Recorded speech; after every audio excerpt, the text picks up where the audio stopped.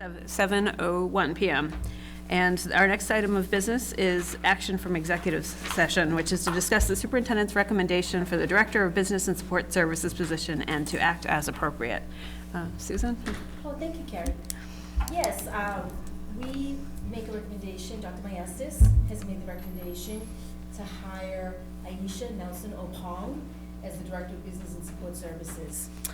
A little bit about the process. There was an interview team that consisted of administration, school committee members, a town representative, and 2 candidates emerged as finalists. The finalists had virtual interviews with the incoming superintendent, Dr. Adams.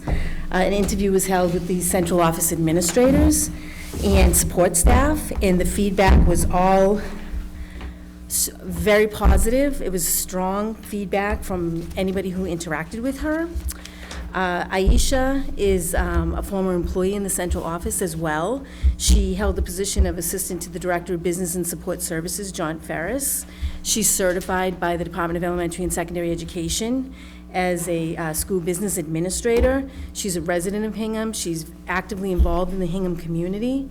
Her corporate experience, noted on her resume that's in everybody's packet, combined with her prior municipal experience in the Hingham Public School District, makes her the ideal candidate for the position. And we thank you for considering this recommendation. Thank you, and thank you for leading the process, and to everyone on the screening committee. It was very thorough. Does anyone have anything to add, or would somebody like to make a motion? I'll make a motion to enter negotiations with Aisha Nelson-Opong for the Director of Business and Support Services position. I'll second. Okay, thanks, Ness. Okay, any discussion? Okay, all in favor? Aye. Aye. Any opposed? No? Okay. Well, welcome, Aisha, and thank you again for your help with this. So 4.1 is approval of the minutes of the school committee meeting held on March 21st, 2022. We're going to hold on these until our next meeting.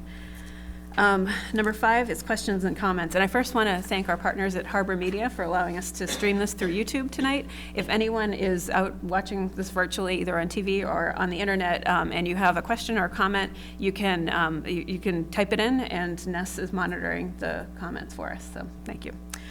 So that being said, the Hingham School Committee encourages community engagement and welcomes questions and comments as agenda items are discussed at the meeting.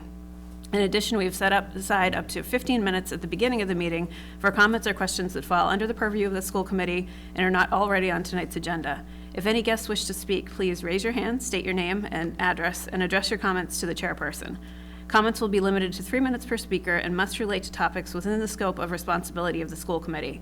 As established by Massachusetts general laws, the responsibilities of the school committee are to 1, select and evaluate the superintendent, 2, review and approve budgets for public education in the district, and 3, establish educational goals and policies for the schools in the district. Speakers are encouraged to present their remarks in a respectful manner and to consider the privacy interests of others. The public comment period is not a time for debate or response to comments by the school committee. The school committee is not adopting or endorsing any of the comments made during the public comment period. So with all of that being said, if anyone has a question who's in the audience, we'll go here first. Any comments? Okay. Seeing none, do we have anything online? I do. Mm-hmm. So I have a comment from Sean Galvin. It says, I know seniors' last day of classes is May 24th. Senior last day picnic is May 25th. Senior awards night, May 31st.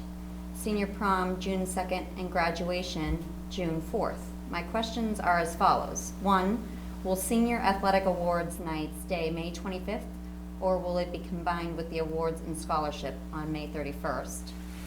And 2, in the event of rain, will Hingham High graduation on Saturday, June 4th at 10 a.m. be delayed to 5 p.m., or will there be a rain date of Sunday, June 5th at 10 a.m. or as late as 5 p.m.? He also noted numerous other schools are doing rain dates for graduation for a 3rd year in a row. Okay, thank you for the question. It's not really within the purview of the school committee, so I would just encourage Sean to reach out to the high school, and Principal Swanson will have the answers to those questions. Do we have anything else? And nothing else. Okay, great. Next is the superintendent's report. Dr. Maestas is out of town on family business, so he's not here tonight to give that. Is there any update from central office that you know of? No? Okay. All right, thank you. Communications, 7.1 is student communications. Elijah? So I just have a few smaller things. As I mentioned last time, the senior class, our officers organized that drive for the Sunflowers for Peace charity. The final total for that was $1,350, which is a lot more than I thought it was last time, so that's wonderful. This coming Tuesday is the National Honor Society induction ceremony, which I'm sure most of you are already aware of, which is an important moment to acknowledge the commitment to academic and moral excellence that the school has encouraged, this district has encouraged. And finally, on another GSA update, on April 13th, because the National Day of Silence is a sort of celebration of, not really a celebration, an acknowledgement where students across the country take a vow of silence to symbolically represent the oppression that those in the LGBT community have endured for so long. Because the actual day of silence is the 22nd, which is on our school vacation week, that has been moved to next Wednesday, April 13th. And this is less directed at all of you because I know you probably have meetings that day, but just to the general public and the people watching, if you can, I don't know where the camera is, but just on behalf of the entire school community, I'd just like to encourage everyone to be respectful of the concept. So. Thank you very much. So communications received by the superintendent, I don't think we have any. 7.3 is other communications. Does anyone have anything they want to share? Okay. 8.1, unfinished business, to receive an update on the Foster and East Elementary School principal searches. There was a communication that went out to the community, and we're delighted to welcome Matthew Shifley, I think, to the Foster School. He's a really experienced administrator. Everyone's really excited to have him join.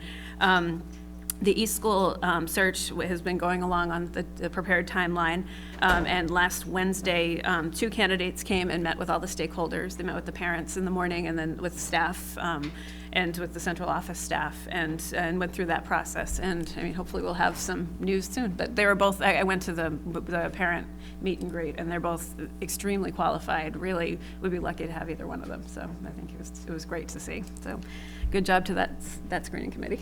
So. Next is a strategic plan update. So a survey went out to the community and got a good response from a variety of stakeholders. We really tried to reach out to not just parents and staff, but also to community members, to grandparents, to students. And it sounds like we got a really good cross-section. So Dr. Maestas is working with Teaching and Learning Associates to put together a report, and the Strategic Plan Committee will be meeting this Wednesday at 4 o'clock to start working on that, moving up. So that's going along well, too. 8.3 is to discuss the 2022-2023 school year calendar and act as appropriate. Unfortunately, we don't have, this is our second read, or third read, I think, of the calendar. We don't have an administrator here to speak to this, but I did talk to Dr. Maestas over the weekend, and he said he'd spoken with June Gustafson from the HEA about some of their concerns with some of the proposed changes to the calendar, and he is recommending that we choose option B, which would put the first day of school on Tuesday, September 6th, and that we're really looking forward to working with the HEA to kind of transition any proposed changes in that, so it's seamless for everybody involved. So I don't know if anyone has any questions. I'll do my best to answer them if you do. Isn't option B? So, sorry, could you just come to the microphone? Thanks. Yeah. June Gustafson, HEA president. Thank you. Isn't option B the calendar with the changes? Yes, it is. Okay. Yeah. All right. Yep. Okay. But we want to work with you moving forward to make sure that everyone's, it's as seamless as possible. So you do realize it's a change of working conditions for some of our members? I realize it's a change in how things are done. Okay, I just want to make people aware of that. Okay. Thank you. 8.4 is to. Sorry. Oh, sorry. Yeah. Lauren Duvall, 98 Black Rock Drive. Does it indicate on any of the drafts which day kindergarten's starting? Yes, let's see. Here we go. You know, I don't think this does have that. I didn't see it either, which is Yeah. just why I was going to flag it for you. Yep, no, definitely, thank you. No problem. Yeah. In the past, obviously, they've started a few days after Right. the older kids, and I would, as a kindergarten parent currently in a future one, I would encourage starting midweek. Yep. The open houses take place generally before the staff starts back or during.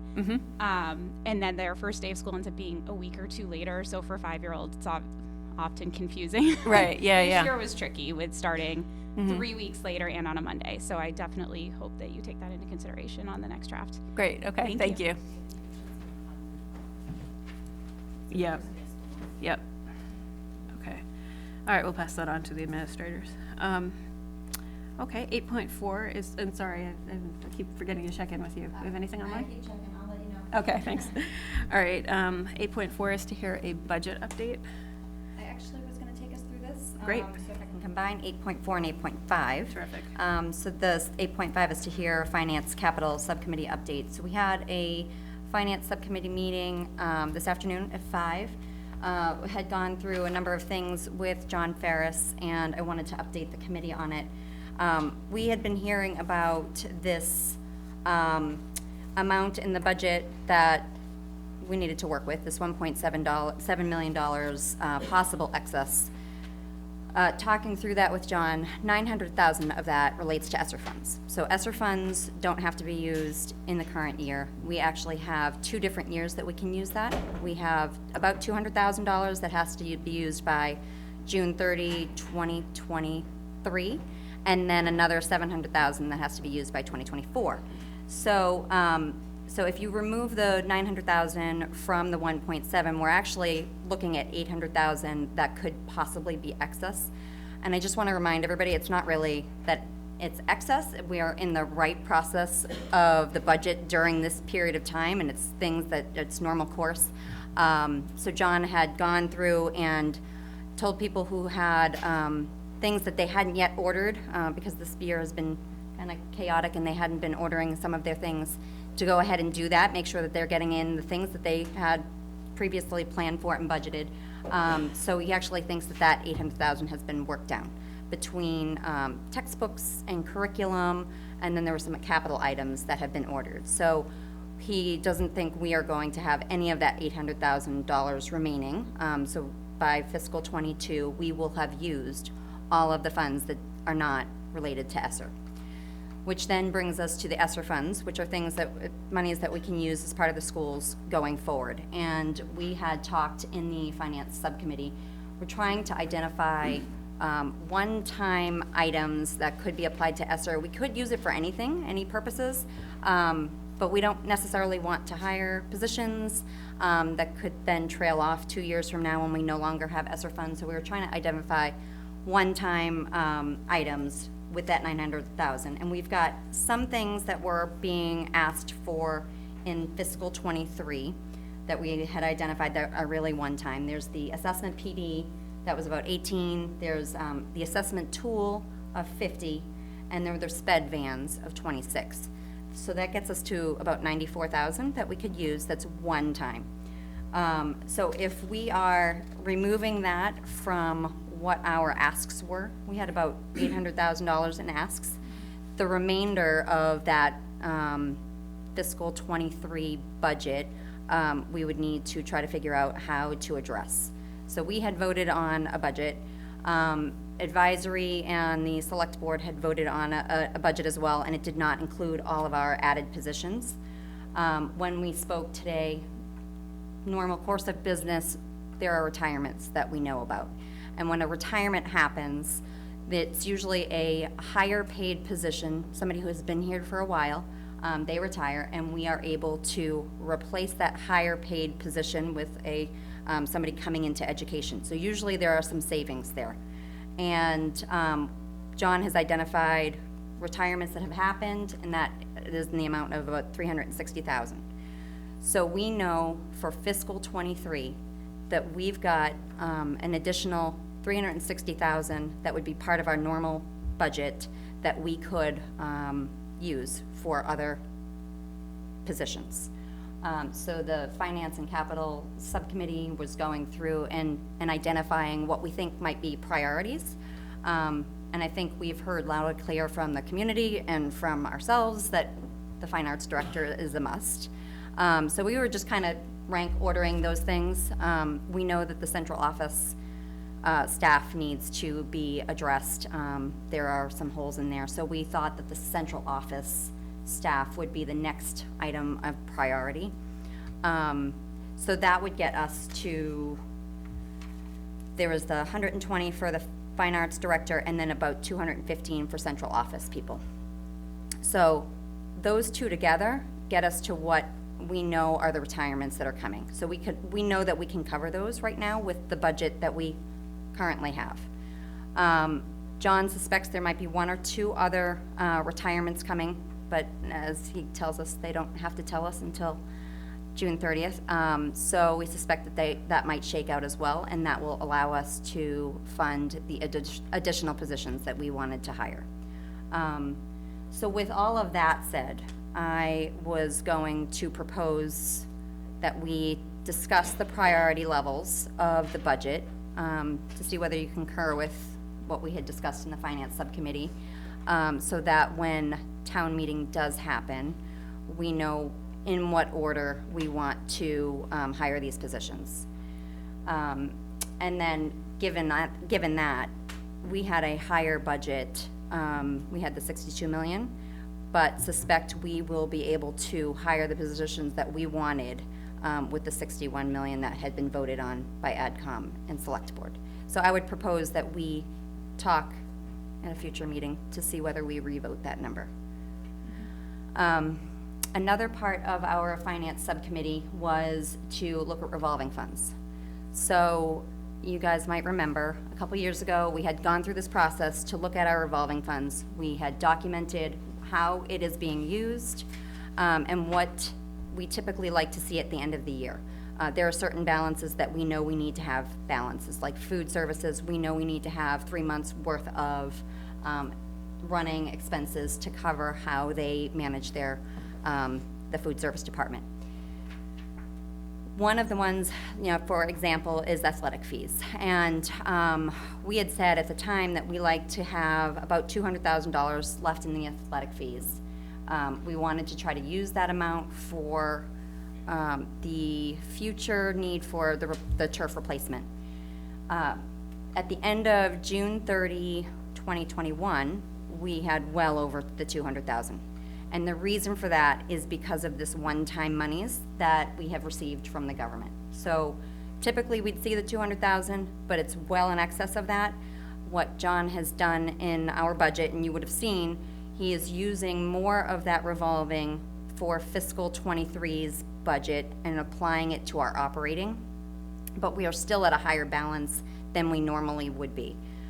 So we had talked about proposing taking some of that revolving funds and using it to help out some other things. And one of the suggestions was putting it towards the tennis courts. And I know there's a current warrant underway for that, but we would apply maybe $300,000 of our balance towards that tennis courts, so that we don't have to use as much in the town's fund balance. There are a couple other revolving funds that we're still working through with John. There is I'm gonna pull up my detail. The field use, that has about 200,000 as well. So even if we were to use the athletic fee, and use $300,000 of that, we'd still have $200,000 of the field use revolving, to apply to a turf in future years. The, field use is something that we used to collect on, but those transactions now moved to the rec department when they took that over. So we still have that amount that we could apply to a turf field in the future. So those are some of the ideas that were coming out of our Finance Subcommittee, and we thought we would bring it to the full committee and discuss. Thank you for that update. Does anyone have any questions or comments? Melissa? So did you want to do this tonight, or you want We, Sorry, could I just ask everyone to silence their phones, please? Thanks. we don't have to act as appropriate, so we wouldn't be able Okay. to vote Okay. a budget tonight, re-vote a budget number tonight, but we could certainly talk through where people see priorities. Okay, I guess I agree with the priorities. I guess I'd want to actually Yeah. see it typed out to keep track of it. And I guess I'm putting the money towards the tennis courts. Were we asked by the town to offer that up? Or do we have other capital items for athletics or other things that we have to address? In the current 5-year, is there anything else that's in athletics? We, Right, the track would be one, but that's, the track or the tennis courts, I mean, it's just an acceleration of the use of the money. And then when we get to the track, it would be, if we had some field revolving, we could use some of that money towards that, but then the town would have to pay for the rest. So it's more of a, here, it's $300,000, you can use that now with the fund balance, and, you know, later on, the revenues are gonna have to come from somewhere else. It seems like a good project to, you know, to use that money for, so. Yeah, some of those courts are unplayable, and. Oh, I mean, the Yeah. courts do have to be replaced, and we were all sort of in agreement that it should go. I like the idea that, you know, fund balance is funding it because the town has to work their fund balance as well, but, you know, to the extent that a contribution from the school department of some $300,000 goes there, that, you know, we said, you know, there's not, we're pulling back the Esser, we plan to use the Esser for our own purposes, so, you know, it helps maintain the fund balance level that they were looking for. So, I thought it was a good idea. Does that answer your question? Yeah. Okay. Anyone else? I just say you were talking about sort of if we decide to revote our number at a future meeting, and I guess I'd encourage us to do so. Just because I think there's often disagreement between AdCom and school committee. There's not often discord, which sort of where I think sort of proposing two different numbers creates the impression that there's this major rift and discord between the two committees, and I just want to be clear about any two committees will often disagree on things, but I think as a town we are coming together. I don't know if, you know. Yeah, I just think it'd be good conversation to have first for when it comes up on the agenda, and we could all Yes. deliberate and discuss it at that Absolutely. time. I wasn't saying discuss it now. I was just saying. I would like to go through that thought process with everyone on the committee. No, I mean, I like the idea of revoting it too, as long as we can make it work, and it sounds like there's a path forward that you've identified, so. I think there is a path forward. Yeah. You know, I mean, there's, we need to present a balanced budget, and I think we can present a balanced budget and meet all the priorities that the school committee has. Yeah, that's great. Yeah, and I guess I'd also be in favor of using the 300 for the tennis courts too, because we have it, and I'm a big believer in if, you know, the people that put the money in should see the benefits of it, and so rather than sitting on it for years, it seems like it makes sense, but. Okay, so we want me to add this to the agenda for the 25th then, and make it so we can vote? Is everyone good with that? We should do it before town meeting. Yeah, right. Yeah, that's right, of course. Okay, is there anything online? I just checked, nothing that I see. Okay. Yeah. Revote it, would that be like an insert that they could put into the warrant? Because I know they've already got to I print. probably could, I'll find out, yeah. Okay. Okay. All right, anyone in the room have any thoughts or questions or comments on the budget? No? Okay.